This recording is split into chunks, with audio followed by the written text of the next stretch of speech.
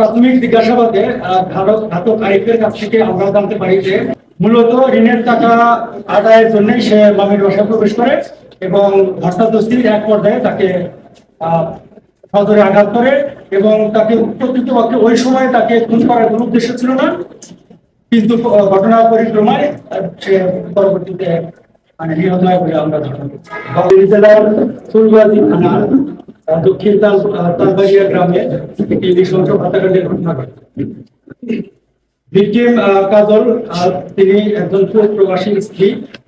তিনি তার ছোট্ট শিশু সন্তানকে নিয়ে একাকি বসবাস করতেন। তার বড় দুই ছেলে মাদ্রাসায় আবাসিক থেকে পড়াশোনা করতেন। ঘটনার দিন কতিপয় দুর্বৃত্ত তার গৃহে প্রবেশ করে তাকে নৃশংসভাবে মেঝেতে আঘাত করে বটি দিয়ে তার দেহ রক্তাক্ত অবস্থায় মেঝেতে ফেলে পালিয়ে যায় বলে আমরা জানতে পারি।